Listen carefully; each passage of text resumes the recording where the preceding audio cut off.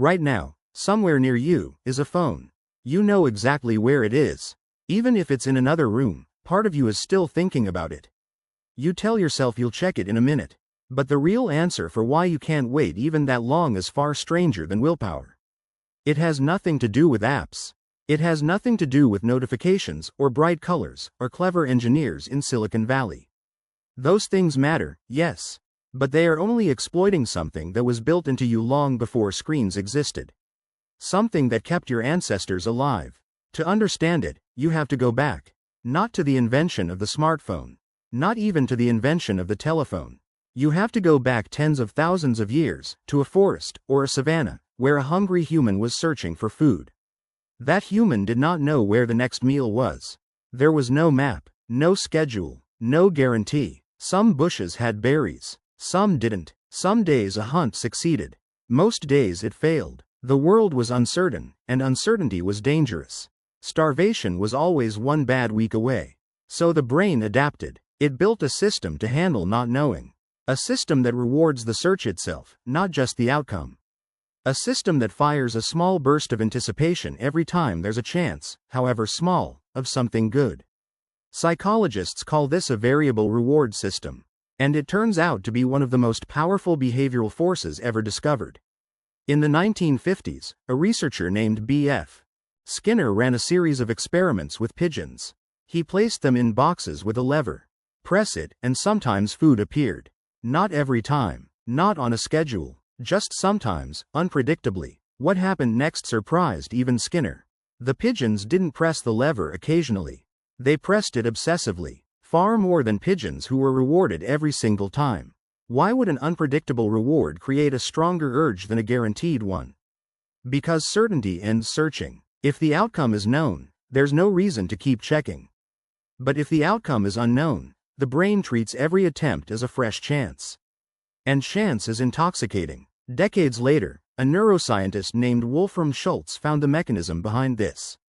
Studying dopamine, the brain chemical linked to motivation and pleasure, he discovered something counterintuitive.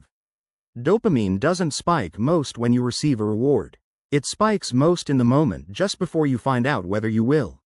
The anticipation, not the outcome, is where the chemical rush actually lives. Think about that for a second. Your brain is not built to reward you for getting the good thing. It's built to reward you for looking for it.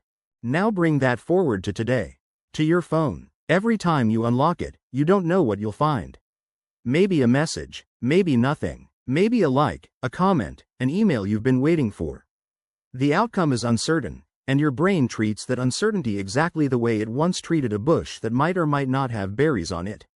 This is not an accident. In the early 2000s, an anthropologist named Natasha Scull spent years studying slot machine design in Las Vegas. She found that the most addictive machines weren't the ones with the biggest jackpots. They were the ones with the fastest, most frequent, most unpredictable small wins. Casino designers weren't selling luck. They were selling anticipation, engineered down to the second. App designers studied the same principles. The pull to refresh gesture. The 3 dots that show someone is typing. The unpredictable timing of a notification. None of it is random by accident. It is built to recreate, on a screen, the exact uncertainty your ancestors felt walking through a forest wondering if today was a good day to eat. Here's the part that feels strange once you notice it. Your ancestors' searching was tied to something. Calories. Survival. A real, physical need with a real, physical endpoint. Eventually they got full. Eventually the search stopped, because the body said enough. Your phone has no such limit. There is no fullness switch for information. No moment where your brain says, that's enough novelty for today, I can stop looking now. The search can continue indefinitely, because the reward system driving it was never designed for an environment where the bush refills itself every few seconds, forever. That mismatch is the real reason you keep checking. Not weakness, not a lack of discipline.